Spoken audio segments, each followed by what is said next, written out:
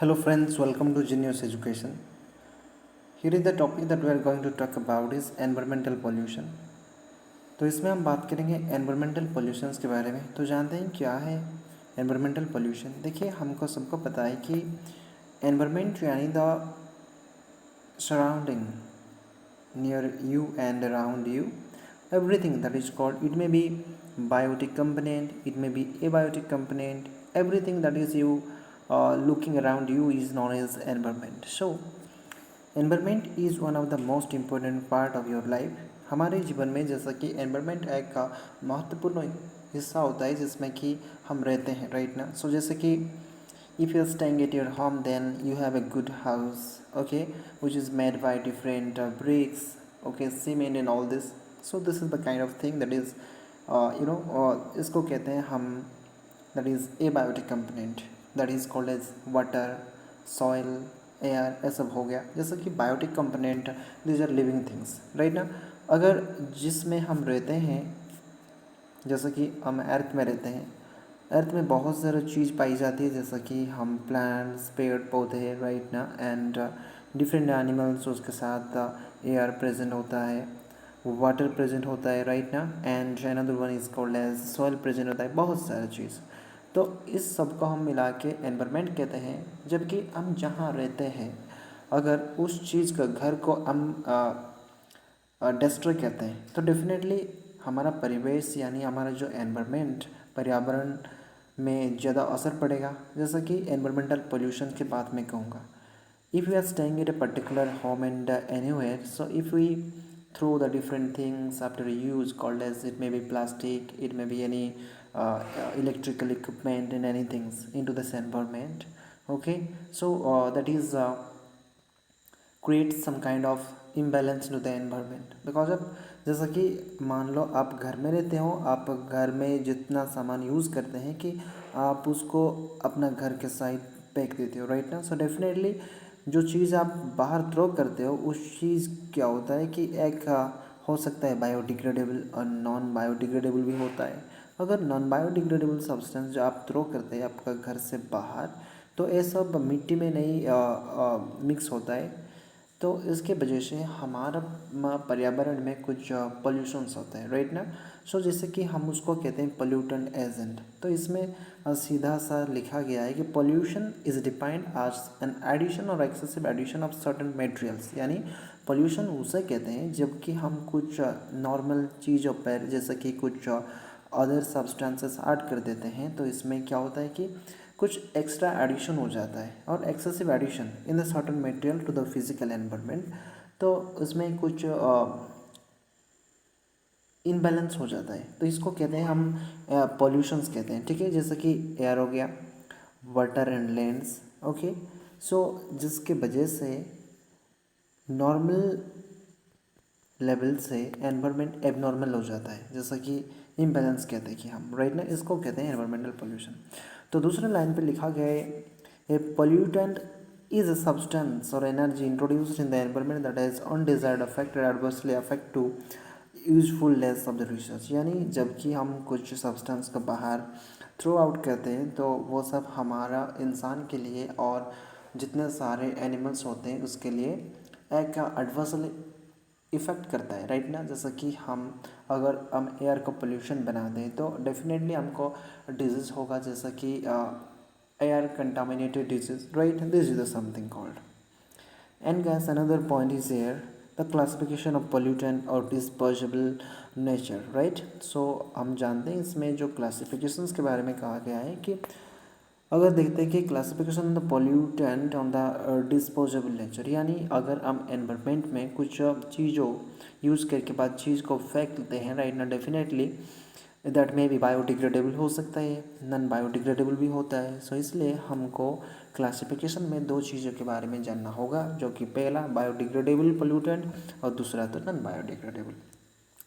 हमको पता है कि बायोडिग्रेडेबल यानी बायो यानी लाइफ, डिग्रेडेबल जो कि एनवायरनमेंट में डिग्रेड हो जाता है राइट। जैसा कि सोच लो आप घर में आप यूज़ करते हैं कुछ वेजिटेबल्स, ओके, कुकिंग करने के बाद जितना सारा चीज़ आपका घर से बाहर थ्रो करते हो, ओके, जैसा कि वेजिटेबल्स हो गया, वेजिटेबल्स का कुछ पार्ट्स हम यूज मैंने कुकिंग नहीं करते हैं तो इसको हम बाहर फेंकते हैं, so that is called as waste. Okay, but this is a biodegradable waste because of this biodegradable yani which is mixed into the environment, okay, and which is do not affect you too.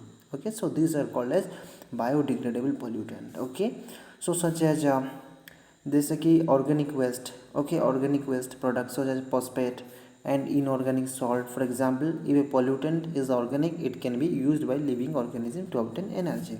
This is something called. And there is there is known as carbohydrate, protein, etc. Therefore, biodegradable pollution are can temporarily nuisance that can be neutralized and converted into harmless compound. यानी biodegradable जो substance होते हैं वो ज़्यादातर harmful नहीं होते हैं, harmless होते हैं, यानी हमको कुछ जो कि एडवर्सली इफेक्ट नहीं करते हैं. ठीक है, so that is called as. Another one is however it is the most important remember that can be become serious pollutant if release large amount. हाँ, हमको तो पता है अगर कुछ भी जैसे कि मान लो आप को चाहिए that is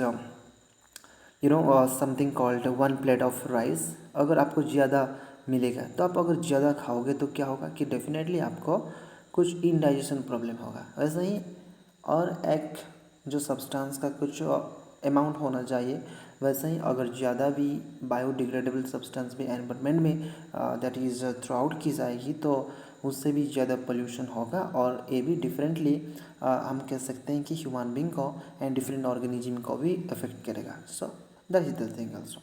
and let's know about non biodegradable pollution, यानी जो सब्सटेंस डिकम्पोज नहीं होते हैं जो कि सॉइल्स में, इसको कहते हैं हम non biodegradable substances. All right, तो इसमें दे इंक्लूड प्लास्टिक मटेरियल्स और plastic metals, glass and pesticides, herbicides and radio active isotopes. ये जितने सारे लिखा हुआ है ये सब दीज आर नॉन बायोडिग्रेडेबल. यानी प्लास्टिक मेटल कभी भी ये मिट्टी से नहीं मिलती है, और ग्लास भी जैसे कि पेस्टिसाइड हम एग्रीकल्चरल फील्ड में फार्मर्स यूज़ करते हैं. हर्बिसाइड भी छोटे छोटे आई थिंक इसको ग्रास को मारने के लिए इसको इस्तेमाल की जाती है, इसको कहते हैं herbicides. And radio active isotopes भी, ये सारे चीज़ जो कि नॉन बायोडिग्रेडेबल सब्सटेंस होते हैं जो कि हमारा जो लिविंग ऑर्गेनिजम्स के लिए बहुत ही खतरनाक है. ठीक है, so this is something called.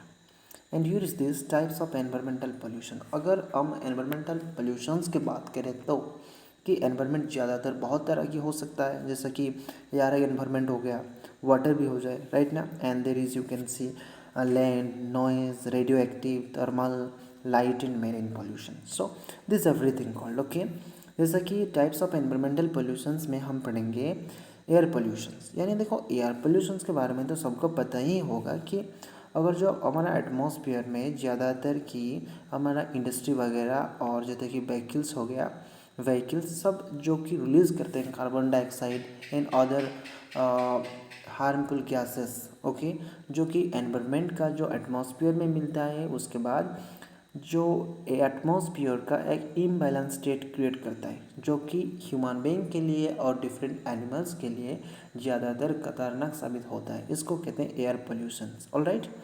In water pollution की बात करें तो वाटर पोल्यूशन यानी हमारा जो अर्थ में बहुत सारा जो रिवर्स है, ओशंस है, राइट ना, जैसा कि different parts of the world which is full of that is the water body. Such as हमको भी पता है कि अगर if we talk about the earth, then if it is divided into 4 different parts, then the 3 part is a pool of water body and there is a and 1 part of land. So ज़्यादातर हमारा पृथ्वी का हिस्सा जो होता है ना वो water से ही है, राइट ना. एंड देन अगर हम पानी में ज़्यादातर की इंडस्ट्रियल वेस्ट, ओके, एंड जो कि सिटीज़ एंड बहुत सारे टाउन्स में वेस्ट जो मैंने थ्रो किया जाता है वो सब एक ड्रेनेज के थ्रू से कुछ रिवर या कुछ ओशंस यानी कुछ सीज में ड्रेन की जाती है, जिसके वजह से पानी में जितने सारे ऑर्गेनिजम्स रहते हैं उसको ज़्यादातर अफेक्ट होता है और डिजीज़ बनता है और डिफरेंट प्रॉब्लम्स होता है. जैसा कि अगर उस पानी को ह्यूमन जैसे कि यूज़ करेगा तो डेफिनेटली वाटर कंटामिनेटेड डिजीज़ होगा. Definitely these are called as water pollution. And here is this land यानी सॉइल के बारे में। तो देखिए ज़्यादातर तो सॉइल्स में फार्मिंग कहते हैं, एग्रीकल्चरल फील्ड करते हैं, जो कि एग्रीकल्चरल फील्ड के हिसाब से हम यूज़ करते हैं। अगर सॉइल्स में हम ज़्यादातर की वेस्ट अगर आई थिंक थ्रो करेंगे तो क्या होगा, डेफिनेटली फार्मर्स लैंड में, जो फार्मिंग लैंड में क्या होता है कि ज़्यादातर कुछ अगर सोच लो कि ग्लासेस एंड प्लास्टिक वेस्ट अगर हम थ्रो कर देंगे तो इसमें ज़्यादातर मिट्टी में नहीं मिलेगा ये जो वेस्ट सब, तो इसमें क्या हो जाएगा कि लैंड पोल्यूशन होगा। जैसा कि इसमें लिखा गया है नॉइज़ पोल्यूशन, यानी नॉइज़ का अर्थ मतलब क्या होता है कि साउंड। तो जैसा कि जो एनवायरनमेंट में it's a very simple phenomenon कि ज़्यादातर साउंड्स को कहते हैं नॉइज़ पोल्यूशन, यानी जैसा कि एरोप्लेन वगैरह and kind of different industries, okay, which are generating the sounds, okay, which is very badly affect to the humans those they are living nearer by this area. So this is one kind of sound pollution, okay. And here is the radioactive और nuclear pollutions भी होता है। Radio active जैसे कि atom bomb and different bombs बनाते हैं different government bodies different countries. तो उसके बाद जो न्यूक्लियस होता है वो एक पर्टिकल होता है जो कि ज़्यादातर खतरनाक साबित होता है ह्यूमंस एंड डिफरेंट ऑर्गेनिजम्स के लिए, उसको कहते हैं nuclear pollution. And thermal pollution which is thermal power plant से जनरेट होता है एंड देयर इज़ उसको कहते हैं हीट, ओके, थर्मल पोल्यूशन को, राइट ना। जैसे कि हम कुछ चीज़ों को ज़्यादातर गर्म करते हैं तो गर्म होने के बाद उससे कुछ जो इलेक्ट्रॉन्स होते हैं वो सब आई थिंक रिड्यूस होते हैं, जिसके वजह से कि इसका जो इफेक्ट थर्मल पोल्यूशंस होता है। And then is the light pollutions, light भी पोल्यूशंस होता है। अगर एक जगह में हम ज़्यादातर बहुत सारे लाइट्स को यूज़ करते हैं तो ये भी एक टाइप का जो पोल्यूशन हो सकता है। और मेरीन पोल्यूशन और ओशन पोल्यूशन, ये सबसे बड़े मुद्दा है जो कि बहुत सारे गवर्नमेंट बॉडीज़ ने मिल के जो ऑर्गेनाइजेशन बना के मेरीन पोल्यूशंस को रखने के लिए ट्राई कर रहे हैं, लेकिन ज़्यादातर सफल नहीं हो पाते हैं क्योंकि ये जो ठीक से इम्प्लीमेंट नहीं की जा रही है। तो this is something called, okay, marine में ज़्यादातर 90% of the living spaces are present in the water body, that is in ocean, different coral reefs, different body breeds, different invertebrates also living there. So अगर हम waste directly drain कर चें जो sanitize system के through से different industries different countries different cities and different waste हम the reason ocean में throw करते हैं, तो वो सारा चीज़ जो ओशन में जितने सारे लिविंग ऑर्गेनिजम्स होते हैं उसके लिए ज़्यादातर इफ़ेक्ट होता है, नॉट इफेक्ट अफेक्ट होता है।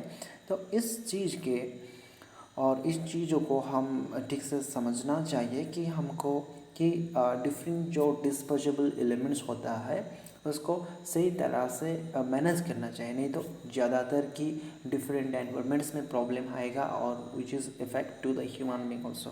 सो this is something and if the temperature will rise, then that is the reasons of that is global warming, which is that is the temperature of the earth that will increase, that is adversely affect to the human mankind. All right, so this is something.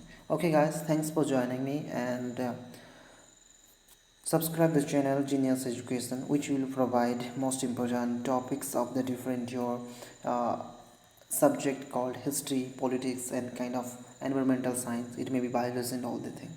Thanks for joining me, and again, thank you.